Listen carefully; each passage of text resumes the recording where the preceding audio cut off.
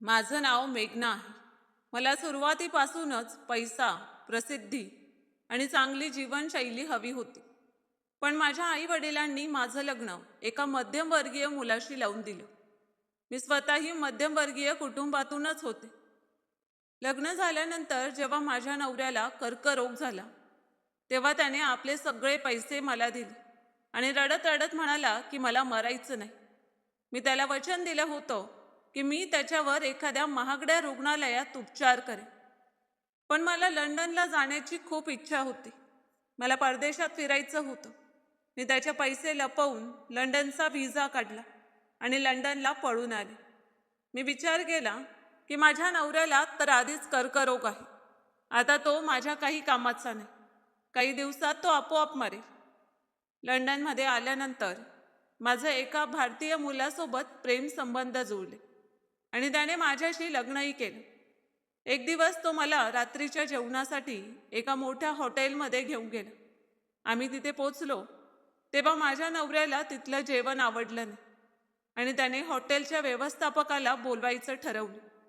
जसा हॉटेलचा व्यवस्थापक तिथे आला तसं त्याला पाहून माझ्या डोळ्यात पाणी उभं राहिलं. मला माझ्या डोळ्यांवर विश्वासच बसत नव्हता. मी मोठ्या कष्टाने स्वतःला सावरलं आणि मग जेव्हा खात्री झाली की तो दुसरा कोणी नसून माझाच, आज माझ्यासाठी जे स्थळ आलं होतं ते मला अजिबात आवडलं नव्हतं. पण माझी आई म्हणाली की या मुलाने तुला स्वतः पसंत केलं आहे. तू खूप नशीबवान आहेस की तुझ्यासारख्या फॅशनेबल मुलीला एक सुसंस्कृत मुलगा पसंत करतो. मी आईला म्हटलं की आई, मला इथे लग्न करायचं नाही. तुला माहीत आहे की मला फिरायला खूप आवडतं. लग्न झाल्यानंतर मुली सासरच्या चार भिंतींमध्ये अडकून पडतात आणि मला लग्नानंतर गृहिणी बनायचं नाही. मी ज्याच्याशी लग्न करेन त्याने मला आपल्या डोळ्यात जपून ठेवावं. मला 7 समुद्रांपलीकडे फिरायला घेऊन जावं. नेहमी माझी काळजी घ्यावी. मी आईला पुढे म्हटलं की मी तर असं म्हणते की माझं लग्न अशा मुलाशी कर ज्याचा व्यवसाय लंडन, युरोप, अमेरिका, दुबईसारख्या देशांमध्ये असेल. तो आपल्या व्यवसायासाठी कधी लंडनला जाईल, कधी अमेरिकेला, तर कधी युरोपला. आणि मीही त्याच्यासोबत जाईल. कारण काही मुलांना फिरायची आवड नसते. काही मुलं आपल्या व्यवसायात इतकी व्यस्त असतात की स्वतःचं आयुष्य नीट जगतही नाही. आता त्याने आपलं आयुष्य आनंदात घालवायचं की नाही हा त्याचा प्रश्न आहे. पण व्यवसायाच्या निमित्ताने तो इकडे तिकडे जातच राहील. यात माझाच फायदा होईल. आई म्हणाली की आपल्या आवाक्या पलीकडची स्वप्न बघू नकोस बाळा. तुझ्या नशिबात जे लिहिलं आहे तेच तुझ्यासोबत होईल. तुझं नशीब जर विवेकशी जोडलेलं असेल तर तुझं लग्न त्याच्याशीच होईल. तुझे वडील तर या स्थळासाठी होकार देत आहेत. हे ऐकताच माझा राग अनावर झाला. मी म्हणाले की असं कसं बाबांनी या स्थळासाठी होकार दिला? माझी इच्छा का विचारली नाही? मला या मुलाशी लग्न करायचं नाही. तुम्ही फक्त हे पाहिलं की तो सुसंस्कृत आहे, सरळ आहे, समजदार आहे. पण हे पाहिलं नाही की मला जे हवं आहे, माझ्या ज्या इच्छा आहेत त्या तो पूर्ण करू शकणार नाही. मी मान्य करते की त्याचा पगार माझ्या बाबांच्या पगारापेक्षा जास्त आहे. पण जसं माझे बाबा मला कधी कुठे फिरायला जाऊ देत नाहीत, तसंच तोही मला कधी फिरायला घेऊन जाणार नाही. आई म्हणाली की असं काही नाही बाळा. तुझ्या बाबांची जेवढी ऐपत आहे त्यानुसार ते तुझ्या इच्छा पूर्ण करतात. त्यांनी तुझ्यावर कधीही बंधनं घातली नाहीत. मग तू असं का म्हणते आहेस? मी म्हटलं की आई, सरळ गोष्ट आहे. मला श्रीमंत मुलाशी लग्न करायचं आहे. तुला वाटतं की बाबा आमच्या सर्व इच्छा पूर्ण करतात, पण मला असं वाटत नाही. आपण किती वेळा चित्रपट पाहायला गेलो आहोत आणि चित्रपट पाहून घरी परत आल्यानंतर मी बाबांना म्हटलं आहे की आम्हाला बाहेर जेवायला जायचं आहे. तर बाबांनी कधी आम्हाला बाहेर जेवायला नेलं का? नाही ना. कारण त्यांच्या खिशातले पैसे संपतात आम्हाला चित्रपट दाखवल्यानंतर. बस, बाबांची एवढीच ऐपत आहे. जर आपण एखाद्या मोठ्या रेस्टॉरंटमध्ये जेवलो तर त्यानंतर पूर्ण महिनाभर आपण चांगलं जेवण खाऊ शकत नाही. कारण आपण एक दिवस महागड्या हॉटेलमध्ये जेवलो. बस एवढीच ऐपत आहे माझ्या बाबांची. पहा आई, माझं लग्न जर एखाद्या श्रीमंत मुलाशी झालं तर जेव्हा मनात येईल तेव्हा चित्रपट पाहायला जाऊ. जेव्हा मनात येईल तेव्हा रात्रीच्या जेवणासाठी बाहेर जाऊ. पैसे भरपूर असतील तर नवरा कधीही कुठे घेऊन जाण्यासाठी बहाणे करणार नाही. म्हणून बाबांना समजावू आणि इथलं माझं स्थळ मोडून टाक. मी एवढं बोलून माझ्या खोलीत आले. मला खूप राग आला होता. पण मला जसं हवं होतं तसं काहीच झालं नाही. माझ्या कुटुंबात माझ्यापेक्षा लहान 2 बहिणी, एक सर्वात लहान भाऊ आणि माझे आई बाबा होते. बाबांनी माझं स्थळ विवेकसोबत पक्क केलं होतं आणि तेही माझी इच्छा न विचारता. माझ्या सर्व कुटुंबियांचं म्हणणं होतं की असं स्थळ तुला कुठेही मिळणार नाही. मुलगा एकटा आहे, त्याच्या पुढे मागे कोणी नाही आणि तो सर्वाधिक तुझ्याकडेच लक्ष देईल. तुझी प्रत्येक इच्छा पूर्ण करेल. म्हणून शांतपणे लग्न कर. जास्त नाटक करू नकोस. तुझ्या अजूनही बहिणी आहेत. तुझ्या लग्नानंतर त्यांच्या लग्नाबद्दलही विचार करायचा आहे. मी घरात खूप गोंधळ घातला होता. अनेक दिवस जेवण केलं नव्हतं. माझ्या मैत्रिणींना बोलावून त्यांना सांगितलं होतं की त्यांनी माझ्या कुटुंबियांना समजवावं. पण माझ्या घरच्यांपैकी कोणीही आपला निर्णय बदलला नाही आणि माझं लग्न जबरदस्तीने विवेकसोबत लावून दिलं. मी नेहमीच माझ्या मैत्रिणींसमोर हे सांगत आले होते की माझं लग्न फक्त अशाच व्यक्तीशी होईल जो खूप श्रीमंत असेल. आज जेव्हा माझं लग्न विवेकसोबत होत होतं तेव्हा माझ्या सर्व मैत्रिणी हळूहळू माझ्याकडे पाहून हसत होत्या. मी माझ्या बहिणींना म्हटलं की पाहिलंत ना तुम्ही, माझ्या मैत्रिणी माझी थट्टा करत आहेत. माझ्या लहान बहिणी माझ्यापेक्षा वयाने लहान होत्या, पण माझ्यापेक्षा जास्त समजदार होत्या. त्यांनी म्हटलं की तू नेहमीच तुझ्या मैत्रिणींना आपल्याबद्दल बडाया मारून सांगत आली आहेस, म्हणून आज त्यांना तुझी थट्टा करण्याची संधी मिळाली आहे. माणसाने नेहमीच कमीमध्ये समाधान मानायला हवं. देव जेव्हा त्याला जास्त देतो तेव्हा त्याला वेगळ्याच पातळीचा आनंद मिळतो. पण तू कमीमध्ये समाधान मानणारी व्यक्ती नाहीस. तुला नेहमीच जास्त हवं असतं आणि जास्त इच्छा करणाऱ्या लोकांना सुरुवातीला अशीच थट्टा सहन करावी लागते. माझ्या बहिणींचं हे बोलणं ऐकून मी शांत झाले. एका प्रकारे ती पूर्णपणे बरोबरच बोलत होती, पण त्यावेळी मला तिचं बोलणं टोचणारं वाटलं. माझं लग्न विवेकशी झालं. जेव्हा मी त्याच्या घरी आले तेव्हा मी पाहिलं की त्याचं घर साधंसंच होतं. फार मोठंही नव्हतं आणि फार लहानही नव्हतं. दोघांसाठी पुरेसं मोठं घर होतं. मी जर इच्छिलं असतं तर या घरात आरामात जुळवून घेऊ शकले असते, कारण या घरात सर्व सुखसोयी उपलब्ध होत्या. पण मला त्याहूनही जास्त सुविधांची गरज होती. लग्नाच्या पहिल्या रात्री त्याने मला सोन्याची अंगठी दिली होती. मला ती अंगठी पाहून आनंदी व्हायला हवं होतं, पण मला सोन्याची अंगठी नको होती, तर हिऱ्याची अंगठी हवी होती. मी शांत राहिले. दिवस जात राहिले आणि मी कशी बशी या घरात राहत होते. विवेक मला आनंदी ठेवण्यासाठी सर्व प्रकारे प्रयत्न करत होता.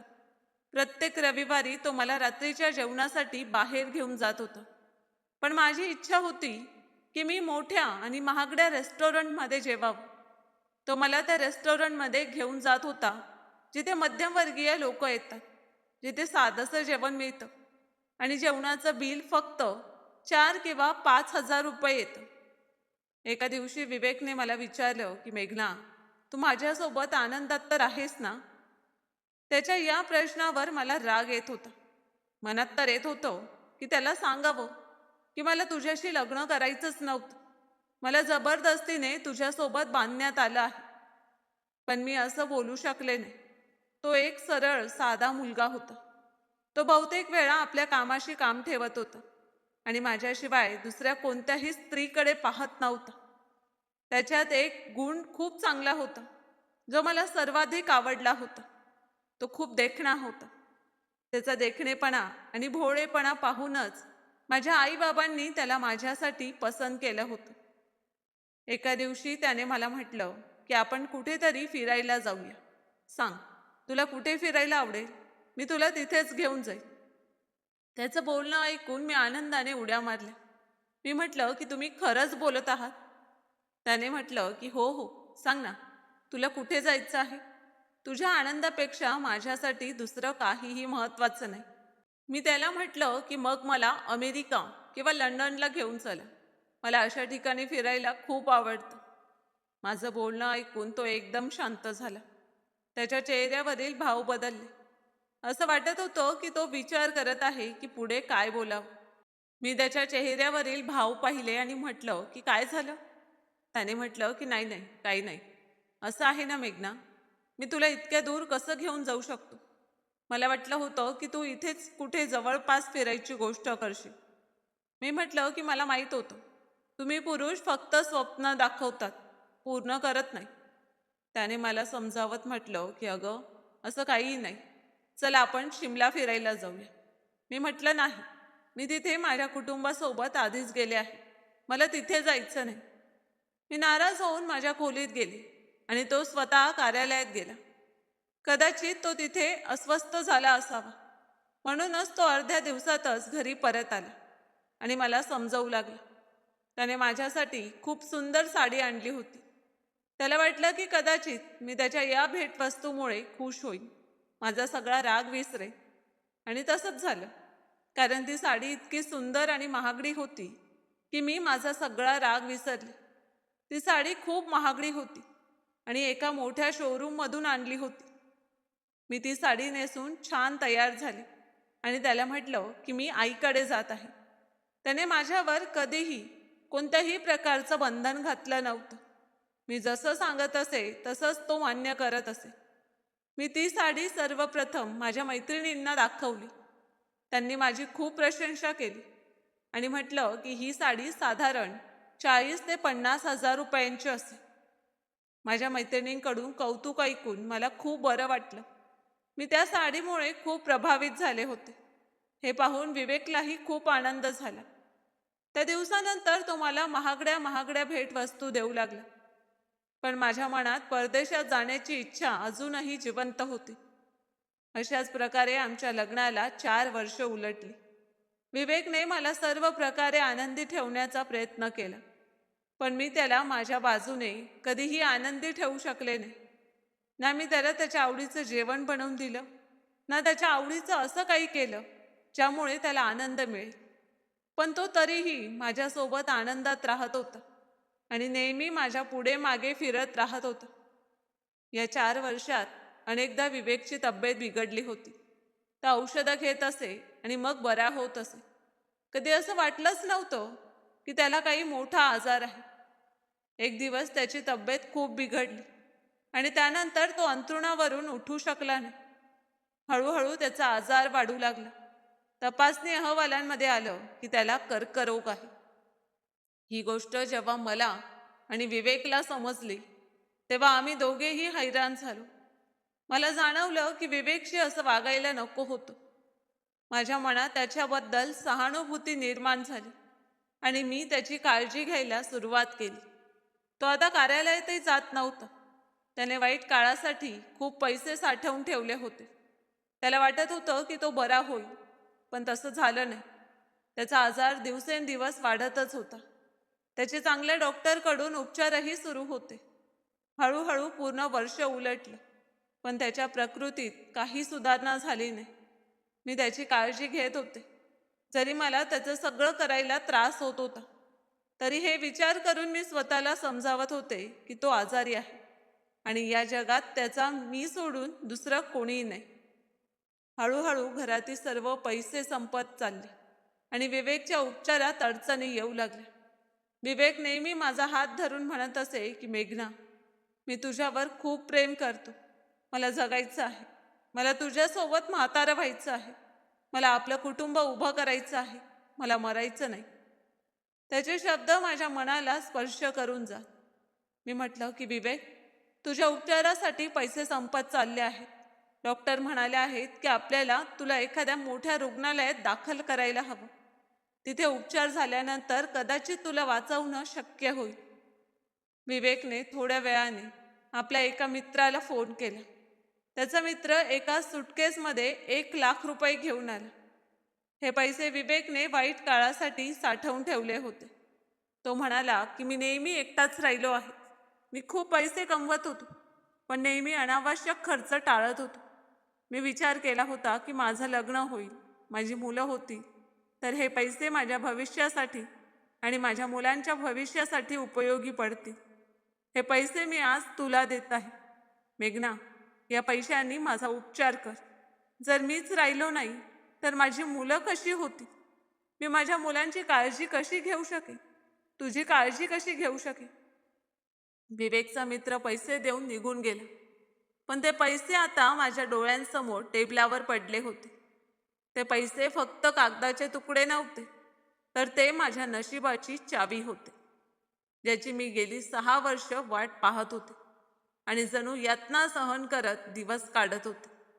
त्या पैशांकडे पाहून माझ्या मनात लोभ निर्माण झाला. माझ्या हातांना विचित्र कंप सुटला. त्या शांत खोलीत फक्त त्या नोटांची सळसळ ऐकू येत होती आणि माझा नवरा अंथरुणावर पडून मला प्रेमाने आणि आशेने पाहत होता. मला लंडनला जाण्याची खूप इच्छा होती. माझ्या नवऱ्याने माझं हे स्वप्न पूर्ण करण्यासाठी खूप प्रयत्न केले होते, पण त्याच्या आजारामुळे ते शक्य झालं नाही आणि त्याचे जवळजवळ सगळे पैसे त्याच्या उपचारांमध्ये खर्च झाले. मी नोटांची बंडल मोजून एका बाजूला ठेवली आणि माझ्या नवऱ्याकडे पाहिलं. माझ्या नवऱ्याने म्हटलं की चल मेघना, हे पैसे घेऊन एखाद्या चांगल्या रुग्णालयात चल आणि माझ्यावर योग्य उपचार कर. मी एक दीर्घ श्वास घेतला आणि माझ्या नवऱ्याकडे पाहिलं. मी म्हटलं की मी तुला नक्की बरं करेन. त्याने म्हटलं की हे पूर्ण 1,00,000 रुपये आहे. आता सहज माझा उपचार होऊ शकतो.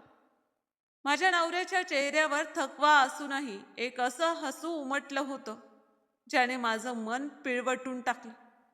कारण मला माहीत होतं की हे 1,00,000 रुपये साठवण्यात फक्त त्याची मेहनत नव्हती, तर त्याची असंख्य स्वप्न आणि इच्छाही गुंतलेल्या होत्या.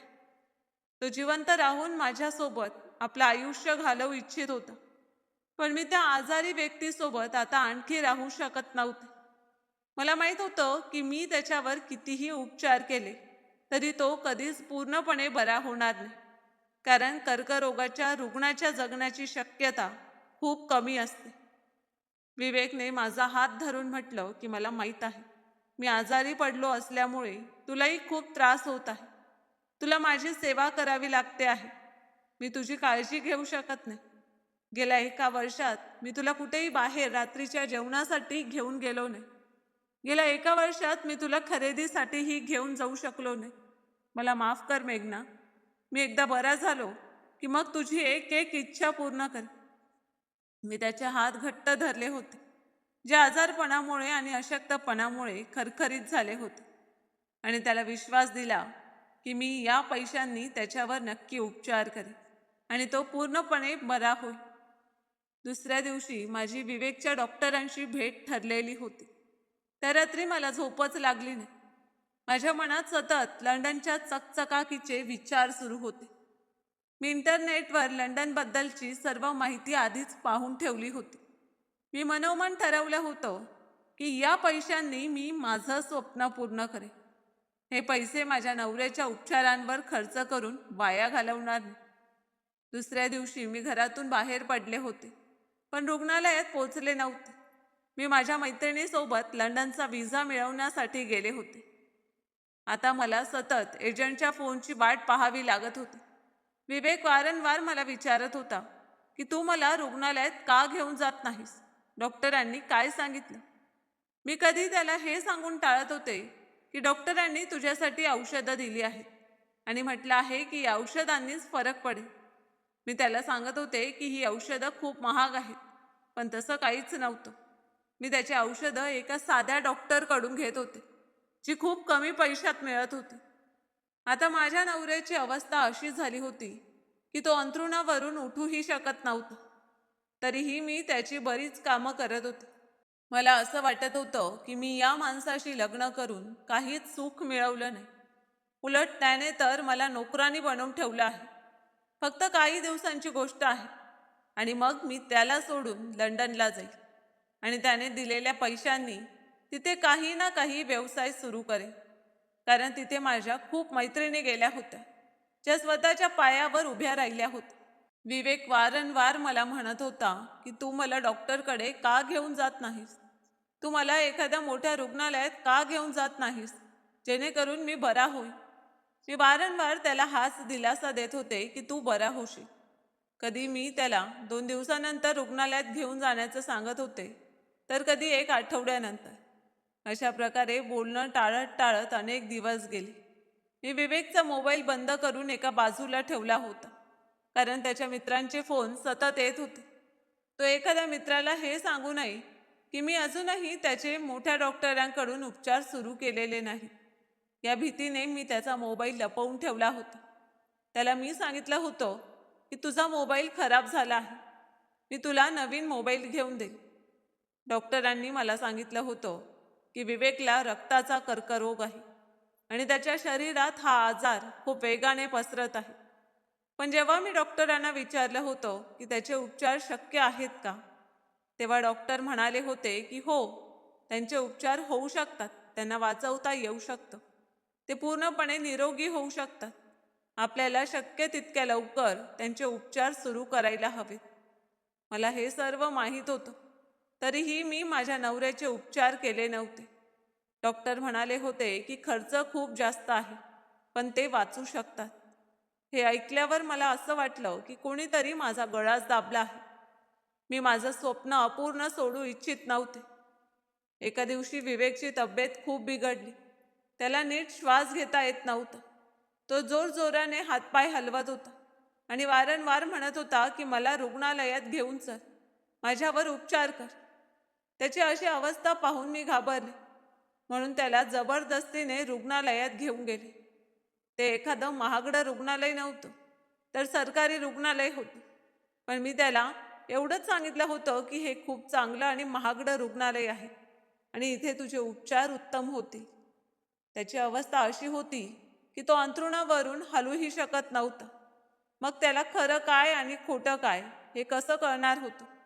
तो विश्वासाने अंथरुणावर पडून राहत होता. तिथे त्याचे उपचार सुरू होते. पण तिथले डॉक्टरही हेच म्हणत होते की हा रुग्ण आमच्या आवाक्याबाहेर आहे, तुम्ही त्यांना एखाद्या चांगल्या खाजगी रुग्णालयात घेऊन जा. दुसरीकडे माझं बालपणापासूनचं स्वप्न होतं, जे आता पूर्ण होण्याच्या अगदी जवळ आलं होतं. मी विवेकला हाच दिलासा दिला होता की तू लवकरच बरा होशील, तुझे उपचार सुरू आहेत. विवेकने पुन्हा मला म्हटलं की मेघना, मला वाचवण्यासाठी कोणतीही कमी ठेवू नकोस. पैशांची कमतरता पडली तर माझं घर विकून टाक, तुझे दागिने विकून टाक, काहीही करून मला वाचव, मला जगायचं आहे.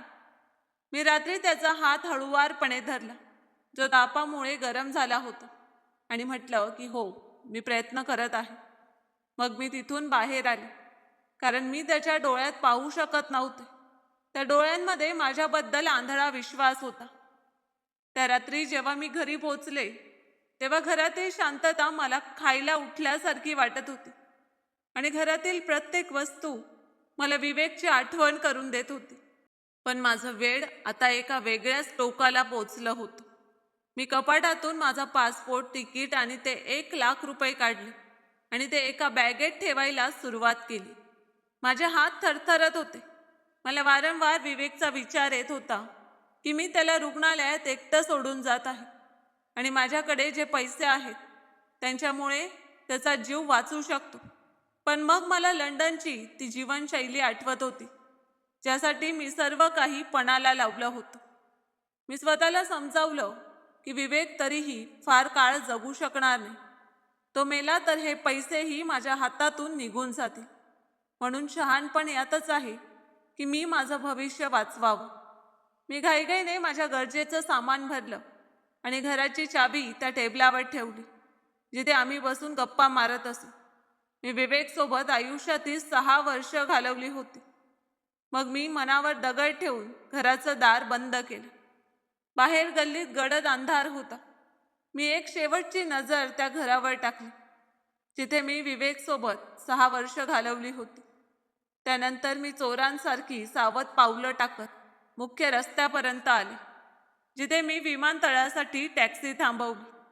टॅक्सीत बसताच मी माझ्या पर्समधून मोबाईल काढला आणि तो कायमचा बंद केला, कारण मला असं वाटत होतं की कोणी मला फोन करून विवेकची अवस्था सांगेल किंवा मला परत बोलवण्याचा प्रयत्न करेल. विमानतळाकडे जाताना मला वारंवार विवेकचा चेहरा आठवत होता आणि असं वाटत होतं की तो मला हाक मारत आहे. पण मी टॅक्सी चालकाला म्हटलं की गाडी जरा वेगात चालवा. जेव्हा मी विमानतळावर पोचले आणि बोर्डिंग पास घेतला, तेव्हा मला वाटलं की मी माझ्या आत्म्याचाच सौदा केला आहे. पण जसं विमानाने धावपट्टीवर धावायला सुरुवात केली, तसं माझ्या मनावरील ओझं कमी होऊ लागले आणि मला माझ्या डोळ्यांसमोर लंडनचे झगमगते दिवे दिसू लागले. मी विवेकला त्याच्या अवस्थेत सोडून एका नव्या जगाकडे उड्डाण केलं होतं, जिथे मला वाटत होतं की फक्त आनंदच माझी वाट पाहत आहे. विमानाची चाकं जशी लंडनच्या धावपट्टीवर टेकली, तसा मला एक जोरदार धक्का बसला.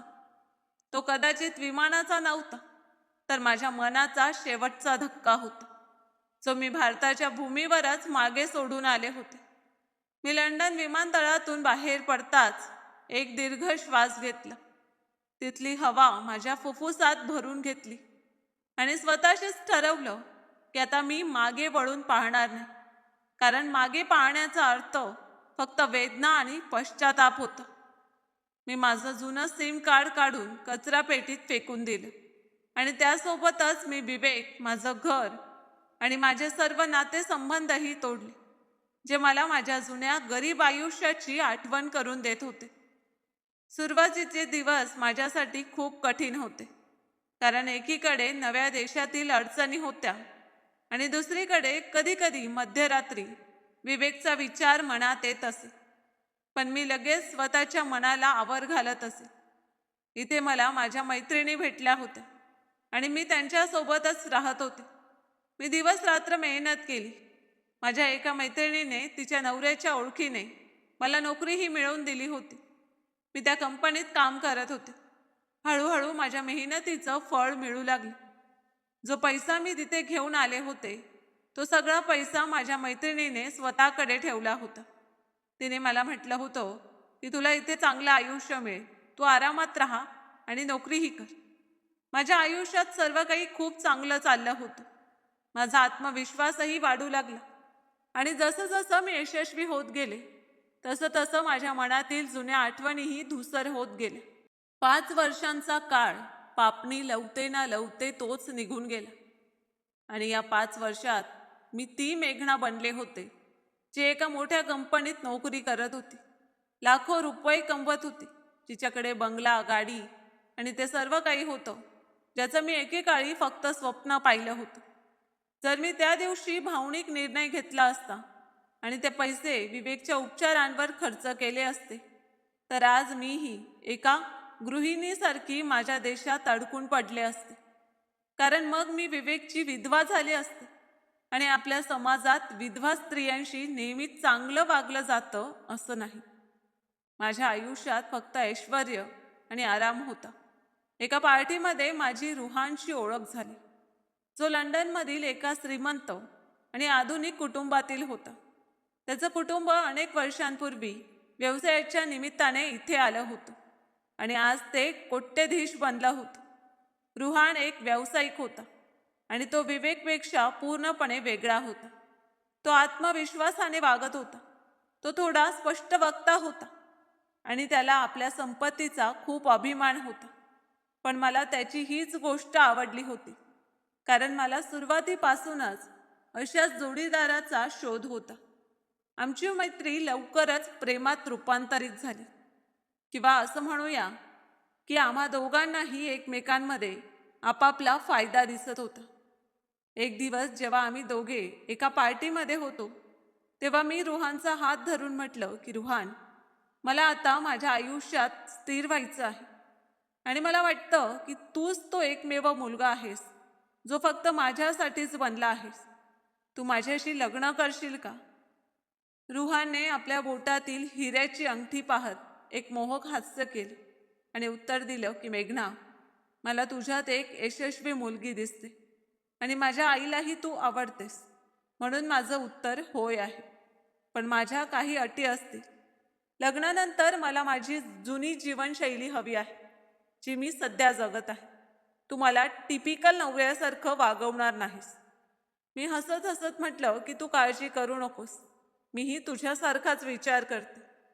त्यानंतर आम्ही दोघे तिथे बसून एकमेकांशी खूप गप्पा मारत राहिलो आणि त्या क्षणी मला एकदाही विवेकचा विचार आला नाही. मला भारतातील माझ्या एका मैत्रिणीकडून समजलं की विवेकचं निधन झालं आहे. माझ्यावर विश्वास ठेवून त्याने आपला जीव गमावला होता. आमच्या लग्नाची आणि साखरपुड्याची तारीख ठरवण्यासाठी रुहानने मला रात्रीच्या जेवणासाठी बाहेर घेऊन जाण्याचा बेत आखला होता. त्याने माझ्यासाठी लंडनमधील सर्वात महागडं आणि पंचतारांकित हॉटेल निवडलं होतं. त्या रात्री मी खूप सुंदर दिसत होते आणि रुहानही खूप देखणा दिसत होता. आम्ही दोघे जेव्हा हॉटेलमध्ये प्रवेश केला तेव्हा लोक वारंवार आमच्याकडे वळून पाहत होते, ज्यामुळे माझ्या मनाला आणखी समाधान मिळत होतं. आम्ही टेबलावर बसलो. आमच्या आसपास मंद आवाजात संगीत सुरू होतं. वेटरने येऊन मेन्यू दिला तेव्हा मी मोठ्या नखऱ्याने पदार्थांची ऑर्डर दिली आणि मी रुहानकडे प्रेमळ नजरेने पाहत राहिले. मनोमन मी माझ्या नशिबाचा अभिमान बाळगत होते की कुठे ते साधं आणि संघर्षमय आयुष्य होतं आणि कुठे आता ही इतकी आलिशान जीवनशैली होती. रुहान माझ्याशी बोलताना म्हणाला की तुला ज्या डिझायनरकडून कपडे घ्यायचे असतील ते घे. आपलं लग्न लंडनमधला सर्वात मोठा समारंभ असेल जो लोक वर्षानुवर्ष लक्षात ठेवतील. मी हसत हसत मान हलवली. मला लाजही वाटत होती. जेवण वाढलं गेलं तेव्हा आम्ही दोघांनी खायला सुरुवात केली. अजून काही घासच घेतले होते की रुहानचा मूड बिघडला आणि त्याने प्लेटमध्ये चमचा आपटत म्हटलं की हे काय आहे, याला तर काही चवच नाही, हे तर पूर्ण थंड झालं आहे. मी त्याला शांत करण्याचा प्रयत्न करत म्हटलं की शांत हो रुहान, काही हरकत नाही, आपण हे बदलून घेऊ, तू इतकं रागवू नकोस. पण रुहानचा राग वाढला होता. त्याने लगेच वेटरला हाक मारली आणि मोठ्या आवाजात ओरडत म्हणाला की तुम्ही लोक याला पंचतारांकित हॉटेल म्हणता आणि रस्त्याच्या कडेला असलेल्या ढाब्यासारखी सेवा देता. बोलवा तुमच्या व्यवस्थापकाला, मी आत्ताच त्याला जाब विचारतो. वेटर घाबरला आणि माफी मागू लागला. सर, कृपया तुम्ही नाराज होऊ नका, मी आत्ताच स्वयंपाकघरात जाऊन तपासतो. पण रुहानने हाताच्या इशाऱ्याने त्याला थांबवलं आणि म्हटलं की मला कारणं ऐकायची नाही. मी म्हटलं ना, तुमच्या मुख्य व्यवस्थापकाला बोलवा, मला आत्ताच तक्रार करायची आहे. वेटरने घाबरत म्हटलं की हो सर, मी आत्ताच मुख्य व्यवस्थापकांना पाठवतो, ते तुमची समस्या सोडवतील. एवढं बोलून तो लगेच तिथून निघून गेला. मी रुहानचा हात धरून म्हटलं की तू तुझा मूड का खराब करून घेत आहेस, सोड ना, आपण दुसरीकडे जाऊ. पण तो आपल्या हट्टावर ठाम राहिला आणि म्हणाला की नाही, मी त्या व्यवस्थापकाला त्याची जागा दाखवूनच जाईन. आम्ही हे बोलत असतानाच हॉलमध्ये बुटांच्या टाचांचा आवाज घुमू लागला. त्या पावलांमध्ये एक वेगळाच रुबाब आणि आत्मविश्वास होता. मी पाहिलं की वेटर मोठ्या आदराने बाजूला होत होते आणि एक व्यक्ती जी महागड्या व्यावसायिक सूटमध्ये होती आणि ज्याच्या हातात एक फाईल होती, ती मोठ्या आत्मविश्वासाने आमच्या टेबलाकडे येत होती. त्याचं डोकं खाली होतं आणि तो फाईलमध्ये काहीतरी पाहत चालत होता. पण त्याच्या चालण्यात असा आत्मविश्वास होता की रुहान सुद्धा काही क्षण शांत झाला. तो आमच्या टेबलाजवळ आला आणि अत्यंत नम्रपणे म्हणाला की हॅलो सर आणि मॅडम, मला सांगण्यात आलं आहे की तुम्हाला आमच्या हॉटेलबद्दल काही तक्रार आहे. त्याबद्दल मी तुमची माफी मागतो. कृपया मला सांगा, मी तुमची काय मदत करू शकतो. तो आवाज ऐकताच माझ्या संपूर्ण शरीरात एक शिरशिरी पसरली, कारण तो आवाज माझ्यासाठी अनोळखा नव्हता. तो आवाज होता जो मी हजारो वेळा ऐकला होता, पण माझं मन ते मान्य करायला तयार नव्हतं. मी पाण्याचा ग्लास उचलण्यासाठी हात पुढे केला होता. तेवढ्यात त्याने चेहरा वर करून आमच्याकडे पाहिले. जशी माझी नजर त्याच्या चेहऱ्यावर पडली तसा माझ्या हातातून पाण्याचा ग्लास निसटला आणि काच फुटण्याचा आवाज संपूर्ण हॉलमध्ये घुमला. पण मला त्या आवाजाची पर्वा नव्हती, कारण माझ्यासमोर जे दृश्य होतं त्याने माझ्या आत्म्यालाच हादरवून टाकलं होतं. माझ्यासमोर उभा असलेला तो आत्मविश्वासाने भरलेला आणि देखणा माणूस दुसरा कोणी नव्हता तर विवेक होता. माझा श्वास गळ्यात अडकला होता आणि मी डोळे विस्फारून त्याच्याकडे पाहत राहिले होते. हे कसं शक्य आहे? विवेक तर कॅन्सरचा रुग्ण होता. तो मृत्यूशी झुंज देत होता आणि माझ्या मते त्याला मरूनच 5 वर्ष झाली होती. मग तो इथे जिवंत आणि इतक्या मोठ्या पदावर माझ्यासमोर कसा उभा आहे? तो हाच विवेक होता, जो कधी माझ्याशी नजरेला नजर भिडवून बोलत नव्हता. आज मात्र तो माझ्या डोळ्यात डोळे घालून उभा होता. त्याने मला पाहिलं तेव्हा एका क्षणासाठी त्याच्या डोळ्यात आश्चर्य आणि धक्क्याची छटा उमटली. त्याचा चेहरा क्षणभर फिक्कट पडला, पण पुढच्या क्षणी त्याने स्वतःवर इतकं नियंत्रण मिळवलं की मी थक्क झाले. त्याच्या चेहऱ्यावरचे ओळखीचे सर्व भाव नाहीसे झाले आणि तिथे फक्त एका अनोळखी व्यक्तीची व्यावसायिक गंभीरता दिसू लागली. जणू तो मला ओळखतच नव्हता किंवा मी त्याच्यासाठी काहीच नव्हते. रुहानने माझ्याकडे आश्चर्याने पाहिलं आणि विचारलं की तुला काय झालं आहे? तू ठीक आहेस ना? मी मोठ्या कष्टाने थरथरत्या आवाजात खोटं बोलले की काही नाही, फक्त माझ्या हातातून ग्लास निसटला. पण माझ्या नजरा विवेकच्या चेहऱ्यावरच खिळून राहिल्या होत्या. विवेकने अतिशय शांतपणे वेटरला टेबल साफ करण्याचा इशारा केला आणि मग तो रुहानशी बोलू लागला. हो सर, तुम्ही कोणत्या समस्येबद्दल सांगत होतात? रुहानला माझ्या अवस्थेची काहीच कल्पना नव्हती, त्यामुळे त्याने पुन्हा आपली तक्रार सुरू केली. मॅनेजर, तुमचा शेफ बहुतेक विसरला आहे की हे एक पंचतारांकित हॉटेल आहे. विवेकने अत्यंत शांतपणे त्याचं बोलणं ऐकलं आणि म्हणाला की मी तुमची तक्रार नोंदवून घेतो आणि तुमच्यासाठी आत्ताच ताज्या आणि संपूर्ण रात्रीच्या जेवणाची व्यवस्था करतो. आशा आहे त्यानंतर तुमची कोणतीही तक्रार राहणार नाही. त्याच्या वागण्यात इतका थंडपणा आणि अनोळखीपणा होता की माझं मन तुटू लागलं. तो माझ्याशी बोलत नव्हता, पण त्याचा प्रत्येक शब्द माझ्या मनाला टोचत होता. माझ्या कपाळावरून घाम वाहत होता. मला समजत नव्हतं की मी काय करावं. मी ओढून त्याला हाक मारावी की इथून पळून जावं.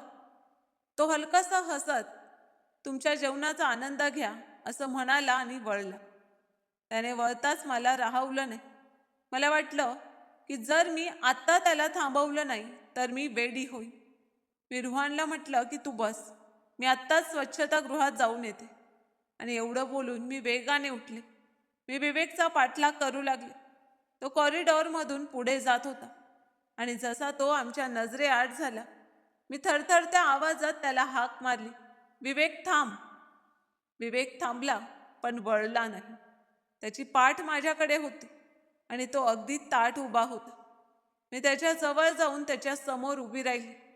तेव्हा त्याच्या डोळ्यात आता ते अनोळखीपण नव्हतं, तर तिरस्काराचा असा अथांग समुद्र होता ज्यात मी बुडत होते. मी थरथरत्या ओठांनी विचारलं की तू जिवंत आहेस? हे सगळं कसं झालं? मी तर समजत होते की... मी बोलत असतानाच तो कडवटपणे हसला आणि माझं बोलणं मध्येच तोडत म्हणाला की हो मेघना, तू तर हेच समजत होतीस की मी मरून गेलो असे.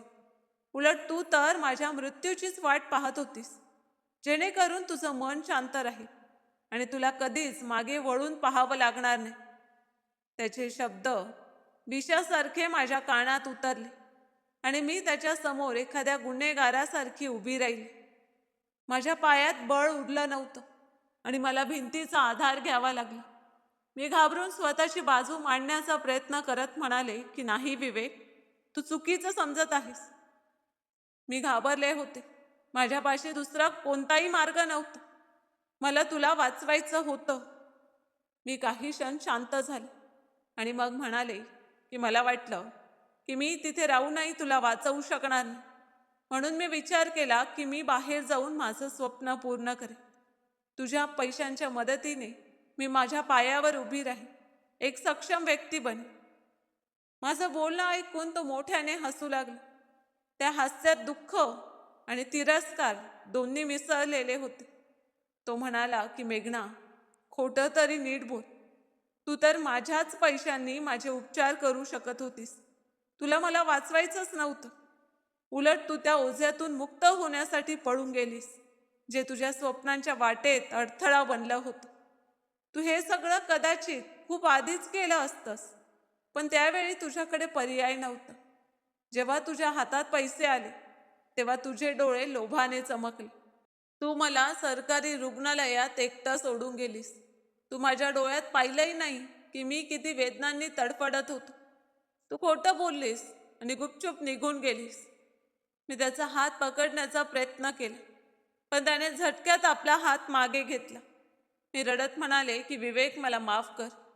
मी मान्य करते की मी स्वार्थी झाले होते, पण बघ, आज माझ्याकडे सर्व काही आहे. तुझी मेघना आज इथे एक यशस्वी व्यावसायिक स्त्री आहे. मी बदलले आहे. विवेकने तिरस्काराने माझ्याकडे पाहिले आणि म्हणाला की तू काय बदलणार मेघना? माणसाचा स्वभाव इतक्या सहज बदलत नाही. तू आजही तीच स्वार्थी मुलगी आहेस, जी फक्त स्वतःबद्दल विचार करते, फक्त स्वतःच्या आनंदाचा विचार करते. मी असह्यपणे विचारलं की मग तूच सांग, तू इथे कसा पोचलास? तो कॅन्सर, तो मृत्यू, हे सगळं काय होतं? डॉक्टरांनी खोटं सांगितलं होतं का? तुझ्यासोबत काही चमत्कार झाला का? माझ्या प्रश्नावर विवेकच्या डोळ्यात भूतकाळाची छाया तरळली आणि त्याने भिंतीवर लावलेल्या एका चित्राकडे पाहत म्हटलं की तो खरंच एक चमत्कारच होता. पण तो चमत्कार तुझ्यामुळे नव्हता, तर एका अनोळखी व्यक्तीमुळे झाला होता. त्याने सांगितलं की ज्या रात्री तुम्हाला सरकारी रुग्णालयात तडफडत सोडून गेलीस, त्याच रात्री माझी प्रकृती खूपच खालावली. मी मृत्यूची याचना करत होतो. मला पाणी पाजणारं सुद्धा कोणी नव्हतं. मला वाटलं होतं की माझा जीव जाईल आणि मी तिथेच मरण पावे. पण एक महिला डॉक्टर, ज्या त्यावेळी रुग्णालयात फेरी मारत होत्या, त्यांनी लगेच माझी तपासणी केली. माझी गंभीर अवस्था पाहून त्या हादरून गेल्या. त्यांनी तात्काळ मला त्या रुग्णालयातून बाहेर काढून एका मोठ्या रुग्णालयात हलवलं आणि माझ्यावर शहरातील एका मोठ्या खासगी रुग्णालयात उपचार सुरू केले. विवेकचं बोलणं ऐकून मी लाजेने जमिनीत गाडली जात होते. माझं डोकं खाली झुकलं होतं आणि मला स्वतःच्याच अस्तित्वाचा तिरस्कार वाटत होता. माझ्या नवऱ्याला मदत एका अनोळखी स्त्रीने केली होती, जेव्हा मी त्याची पत्नी असूनही त्याला मृत्यूच्या दारात सोडून गेले होते. विवेक पुढे म्हणाला की रुग्णालयात डॉक्टरांनी सांगितलं होतं की उपचारासाठी तातडीने पैशांची गरज आहे. तेव्हा त्या डॉक्टरांनी माझा जीव वाचवण्यासाठी कुठून कुठून व्यवस्था केली हेही मला माहीत नाही. ते स्वतः प्रशिक्षणार्थी डॉक्टर होते आणि त्यांचं वैद्यकीय शिक्षण पूर्ण होत होतं. काही दिवस उपचार झाल्यानंतर जेव्हा मला थोडं बरं वाटू लागलं आणि मी बोलण्या इतका सक्षम झालो, तेव्हा मी रुग्णालयातील परिचारिकेला विचारलं की माझी पत्नी कुठे आहे. परिचारिकेने मला सांगितलं की इथे तुम्हाला डॉक्टर वंदना घेऊन आल्या होत्या. त्या खूप चांगल्या व्यक्ती आहेत. त्यांनी तुमच्यावर स्वतःच्या देखरेखीखाली उपचार केले आहेत आणि तुमच्या उपचाराचा सर्व खर्चही त्यांनीच उचलला आहे. तुमची पत्नी कुठे आहे हे मात्र आम्हाला माहीत नाही, पण डॉक्टर वंदना थोड्याच वेळात इथे येतील. जेव्हा डॉक्टर वंदना तिथे आल्या तेव्हा त्यांनी हसून मला विचारलं की आता तुम्ही कसे आहात.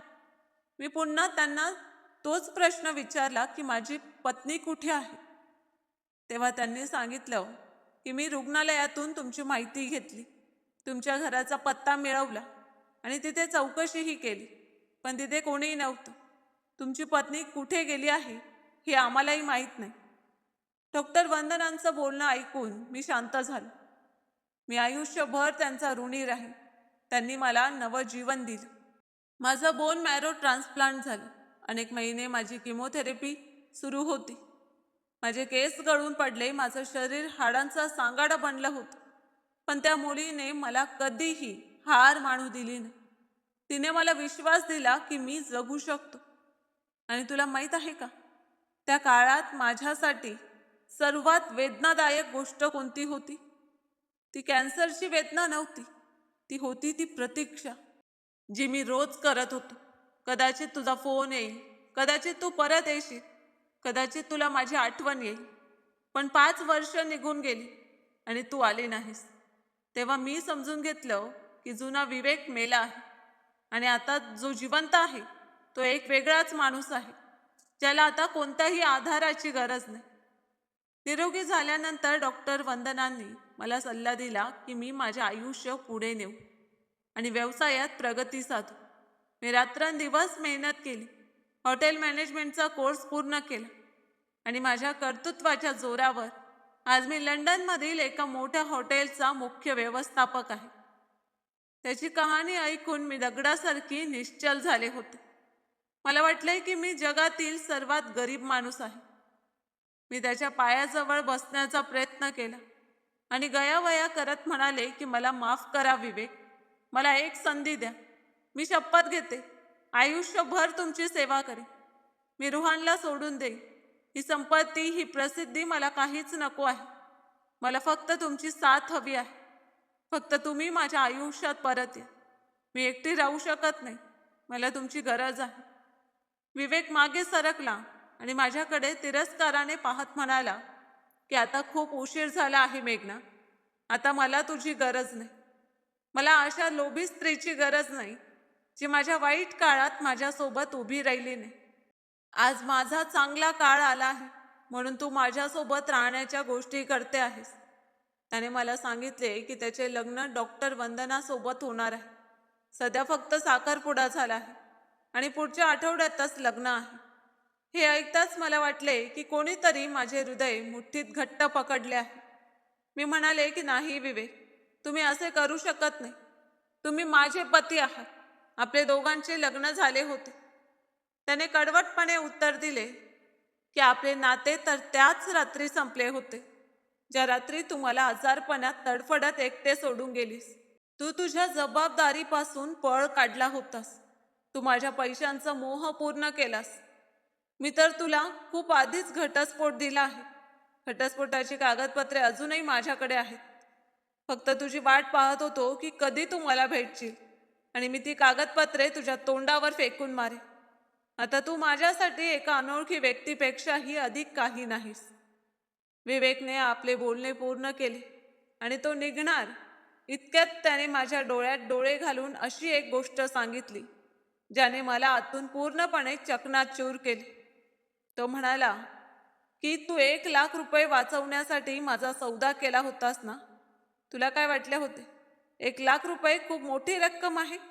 आज मी या हॉटेलचा वरिष्ठ मुख्य व्यवस्थापक आहे. महिन्याला 1,00,000 रुपयांपेक्षा जास्त पगार मिळवतो. देवाने मला इतके दिले आहे की मी तुझ्यासारख्या लोकांना पैशात तोलू शकतो. एवढे बोलून तो आपल्या कॅबिनकडे वळला आणि मी तिथेच उभी राहून त्याला जाताना पाहत राहिले. जणू कोणीतरी मला जिवंतपणी मारून टाकले होते. आज माझ्याकडेही कोणत्याही गोष्टीची कमतरता नव्हती, पण तरीही मी स्वतःला जगातील सर्वात गरीब माणूस समजत होते. मला समजले होते की मी जिंकूनही हरले आहे. मी फिरण्याचे माझे स्वप्नही पूर्ण केले, पैसा कमवला, पण माझा मानसिक शांतपणा गमावला. मी लटपटत्या पावलांनी रुहानकडे पाहिले, जो अजूनही व्यवस्थापकाची वाट पाहत बसला होता. पण आता त्याच्या चेहऱ्यात मला प्रत्येक नात्यामागचा फक्त स्वार्थ, फसवणूक आणि विश्वासघात दिसू लागला होता. माझ्या वाईट कर्मांचे वाईट फळ माझ्या समोर उभे होते. मी माझ्या नवऱ्याला मृत्यूच्या दारात सोडून पळून गेले होते, फक्त ऐशो आरामाचे जीवन जगता यावे म्हणून. पण तो माझ्याही पुढे निघून गेला होता आणि मी तशीच रिकामी राहिले होते. मी माझे अश्रू पुसले आणि पुन्हा जेवणाच्या दालनाकडे चालू लागले, जिथे जीवन नव्हते तर फक्त दिखावा माझी वाट पाहत होता. त्या रात्री हॉटेलमधून परत आल्यानंतर माझ्या आयुष्याचा मार्गच बदलला होता. माझ्या मनात अशी एक अस्वस्थता निर्माण झाली होती जी कोणत्याही महागड्या मद्याने किंवा झोपेच्या गोळीने संपत नव्हती. वरकरणी सर्व काही ठीक होते आणि मी पुन्हा माझ्या व्यस्त आयुष्यात रमले होते. पण विवेकचे ते शब्द माझ्या मनात हातोड्यासारखे घणाघाती वाजत होते की मी जिंकूनही हरले आहे. देवाला कदाचित माझा हा अहंकार मोडायचा होता आणि मला हे दाखवायचे होते की वेळेवर माणसाची किंमत न करता वेळ निघून गेल्यानंतर त्याची किंमत करणे ही सर्वात मोठी मूर्खता असते. माझ्या डोक्यात प्रचंड वेदना होत होत्या. जणू कोणीतरी लोखंडी सळई माझ्या मेंदूत खुपसली होती. पुढच्या क्षणी माझ्या डोळ्यांसमोर अंधार पसरला आणि मी कापलेल्या पतंगासारखी जमिनीवर कोसळले. जेव्हा माझे डोळे उघडले तेव्हा मी हॉस्पिटलच्या अतिदक्षता विभागात होते. माझे शरीर पूर्णपणे असह्य झाले होते. मी उठण्याचा प्रयत्न केला, पण मला जाणवले की माझे शरीर काहीच हालचाल करत नव्हते. मी ओरडण्याचा प्रयत्न केला, पण माझ्या घशातून फक्त एक विचित्र करकरणारा आवाज बाहेर पडला.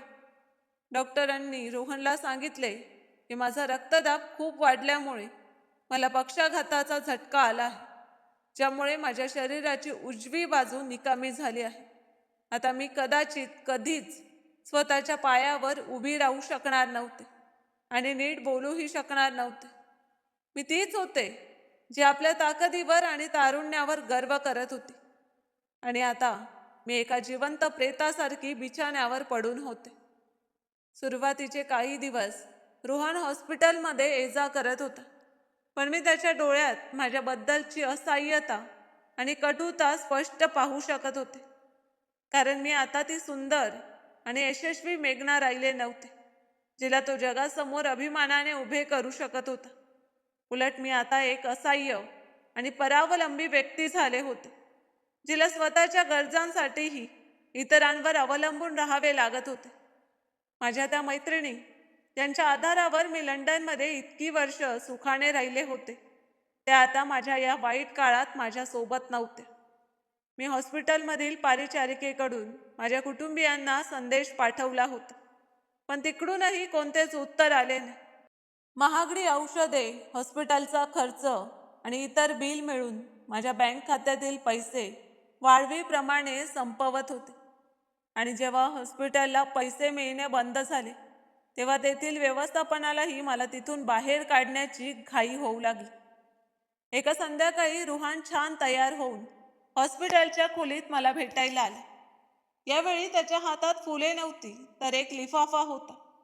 तो माझ्या बिछाण्याजवळ उभा राहिला, माझ्याकडे पाहिले आणि म्हणाला की मेघना, मी तुला सत्य सांगणार आहे.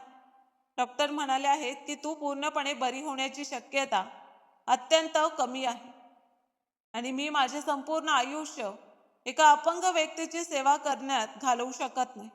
मी अजून तरुण आहे आणि मला माझे आयुष्य जगण्याचा अधिकार आहे. म्हणून मला वाटते की आपण दोघांनी वेगळे होणेच योग्य आहे. त्याचे बोलणे ऐकून मी विस्फारलेल्या डोळ्यांनी त्याच्याकडे पाहत राहिले. हाच तो माणूस होता ज्याचा विचार माझ्या मनात होता जेव्हा मी विवेकला सोडून इथे आले होते. मी माझे आयुष्य का बर्बाद केले होते? रुहान पुढे म्हणाला की तुझ्या खात्यात जेवढे पैसे होते ते मी तुझ्या उपचारांवर खर्च केले, आणि आता माझ्याकडे आणखी खर्च करण्याची क्षमता नाही. त्यामुळे मी जात आहे. बाय. तो निघून गेला आणि मी माझ्या बिछाण्यावर पडून अश्रू ढाळत राहिले. कारण आज मला समजत होते की जेव्हा एखाद्या माणसाला त्याच्या सर्वात कठीण काळात त्याला सर्वाधिक गरज असताना सोडून दिले जाते, तेव्हा किती वेदना होतात. माझ्याकडे खाजगी हॉस्पिटलचा खर्च उचलण्यासाठी फुटकी कवडीसुद्धा उरली नव्हती. माझी गाडी, माझा फ्लॅट, सर्व काही माझ्या उपचारांवर खर्च झाले होते. त्यामुळे हॉस्पिटल प्रशासनानेही मला तिथून हलवून लंडनमधील एका सरकारी हॉस्पिटलमध्ये दाखल केले. मी जी नेहमी स्वच्छ आणि आरामदायी बिछाण्यावर झोपत होते, ती आज एका जुनाट आणि अस्वच्छ बिछाण्यावर पडून होते. माझा उजवा हात आणि पाय पूर्णपणे निकामी झाले होते. माझ्या जिभेनेही साथ सोडली होती, त्यामुळे मी कोणाकडे पाणीही मागू शकत नव्हते. मी तासनतास तहानेने पडून राहत होते आणि छताकडे पाहत राहायचे. त्या एकाकी क्षणात मला फक्त विवेकची आठवण येत होती. मला आठवत होते की माझा थोडासाही त्रास झाला तरी तो कसा अस्वस्थ व्हायचा, कसा तो रात्रभर जागून माझ्याजवळ बसून राहायचा, आणि मी त्याच्या प्रेमाची परतफेड कशी केली होती. तो जीवन आणि मृत्यूच्या सीमेरेषेवर उभा होता आणि वारंवार म्हणत होता की मला जगायचे आहे, तुझ्या सोबत राहायचे आहे, मला मरू देऊ नकोस, मी कायम तुझ्या सोबत राहू इच्छितो. पण मी त्याच्याशी खूप वाईट वागले. मला ती रात्र आठवली जेव्हा तो पाण्यासाठी तडफडत होता आणि मी त्याला सोडून पळून गेले होते. आज मला स्वतःला पाणी मागायचे होते, पण माझ्या तोंडातून आवाजच बाहेर पडत नव्हता. मी मनोमन देवाची माफी मागत राहिले, रडत राहिले, विनवण्या करत राहिले की देवा मला मृत्यू दे. हे आयुष्य माझ्यासाठी नरक बनले आहे. पण मृत्यू त्यालाच येतो ज्याची वेळ आलेली असते. मला तर अजून माझ्या पापांचा हिशेब याच जगात चुकता करायचा होता. मी तिथे पडून पडून अगदी कृश आणि अशक्त झाले होते. माझी अवस्था खूपच वाईट झाली होती. मी कोणत्याही भिकारी स्त्रीपेक्षा अधिक दयनीय दिसत होते. आसपासचे रुग्ण मला पाहून सहानुभूती व्यक्त करत होते. ते म्हणायचे की हिचे कोणीच नाही, ना नातेवाईक ना मित्र. आणि मी विचार करत होते की माझी माणसं तर होती, पण मी त्यांना स्वतःच्या हातांनी गमावली. आणि एक असा माणूस होता जो मृत्यूच्या दारात उभा असतानाही माझ्यासोबत राहू इच्छित होता. तो खरोखरच हिरा होता. कदाचित त्याच्यासारखा माणूस पुन्हा या जगात निर्माण होणार नाही. मी स्वतःच्या हातांनी सोन्याऐवजी पित्तळ निवडले होते आणि आता ते पित्तळही मला विषासारखे वाटत होते. एका दिवशी हॉस्पिटलमध्ये खूप गडबड सुरू होती. नर्स आणि सफाई कर्मचारी वेगाने इकडे तिकडे धावत होते. मी माझ्याजवळ पडलेल्या रुग्णाला इशाऱ्याने विचारले की काय झाले आहे. तर त्याने मला सांगितले की आज हॉस्पिटलचे ट्रस्टी आणि मोठे देणगीदार रुग्णांची पाहणी करण्यासाठी येत आहेत. थोड्याच वेळात वॉर्डचे दार उघडले आणि डॉक्टरांची एक टीम आत आली. त्यांच्यामध्ये एक सुंदर जोडपे होते जे रुग्णांची विचारपूस करत होते. माझी नजर धूसर झाली होती, पण जसजसे ते जवळ येत होते तसे माझ्या हृदयाची धडधड वाढू लागली. कारण ती डॉक्टर दुसरी कोणी नसून डॉक्टर वंदना होत्या, ज्यांच्याबद्दल विवेकने मला सांगितले होते. आणि त्यांच्यासोबत विवेकही उपस्थित होता. माझ्या गालांवरून अश्रू वाहत होते. मी आशा करत होते की तो मला पाहून तिरस्कार व्यक्त करेल, माझ्यावर राग काढेल किंवा कदाचित डॉक्टरांना सांगेल की मी तीच क्रूर पत्नी आहे जिने त्याला मृत्यूच्या दारात सोडले होते. पण त्याने असे काहीही केले नाही. तो शांतपणे माझ्या शेजारी उभा राहून माझ्याकडे पाहत राहिला. त्याच्या डोळ्यात ना तिरस्कार होता, ना सोडाची भावना, ना कोणतीही कटुता. तिथे फक्त एक खोल दया होती, जी कोणत्याही चांगल्या माणसाची खरी ओळख असते. त्याने डॉक्टर वंदनाकडे पाहिले आणि हळू आवाजात म्हटले की या रुग्णाची विशेष काळजी घेतली जावी. तिच्या उपचारात कोणतीही कमतरता राहू नये. तिला कोणत्याही गोष्टीची गरज पडली तर ती माझ्या वैयक्तिक निधीतून पूर्ण केली जावी. डॉक्टर वंदनांनी कदाचित मला ओळखले नव्हते किंवा त्या जाणून बुजून अनोळखी असल्यासारखे वागत होते. त्यांनी हसून होकार दिले. विवेकने पुन्हा एकदा माझ्याकडे पाहिले. मी आश्चर्याने नजर वर करून त्याच्याकडे पाहिले. माझ्या डोळ्यात खूप साऱ्या माफीच्या भावना होत्या. मला ओढून सांगायचे होते की मला माफ करा, मला माझ्या चुका समजल्या आहेत, पहा माझी काय अवस्था झाली आहे. विवेकने कदाचित माझ्या डोळ्यांची भाषा ओळखली होती. त्याने फक्त हलकेच मान डोलावले, जणू म्हणत होता की जा, मी तुला माफ केले, कारण नियतीने तुझ्याकडून तुझ्या कर्मांचा हिशेब आधीच घेतला आहे. त्याने आपल्या खिशातून एक टिश्यू काढला आणि माझ्या बाजूच्या टेबलावर ठेवला. त्यानंतर तो वळला आणि आपल्या पत्नीसोबत पुढे निघून गेला. मी मान वळून त्याला जाताना पाहत राहिले, जोपर्यंत तो माझ्या नजरेआड झाला नाही. मी त्या वॉर्डमध्ये एकटीच राहिले, पण आता मला खात्री झाली होती की हा माझ्या आयुष्याचा शेवटचा टप्पा आहे. ज्या माणसाला मी कमकुवत समजून तुडवले होते, तो आज यशाच्या शिखरावर पोचला होता आणि माझा तारणहार बनून माझ्या समोर उभा राहिला होता. आणि मी, जिने पैशांसाठी आणि स्वतःच्या इच्छांसाठी सर्व काही गमावले होते, आज कवडी कवडीसाठी मोहताज झाले होते. ही एक अशी खरी कहाणी आहे जी माणसाला पुन्हा त्याच ठिकाणी आणून उभी करते जिथून त्याने अन्यायाची सुरुवात केली होती. आणि आज मी जगासाठी एक जिवंत प्रेत बनून राहिले आहे. माझी अवस्था पाहून कदाचित अनेकांना धडा मिळेल, जे आपल्या जवळच्या माणसांची कदर करत नाही आणि त्यांच्या कठीण काळात त्यांना एकटे सोडून देतात, फक्त आपल्या थोड्याशा लोभासाठी. तर मित्रांनो, आशा करते की तुम्हाला आमची कथा आवडली असेल. कथा आवडली असेल तर व्हिडिओला लाईक करा, शेअर करा आणि चॅनलवर नवीन असाल तर चॅनलला सबस्क्राईब करायला विसरू नका. धन्यवाद.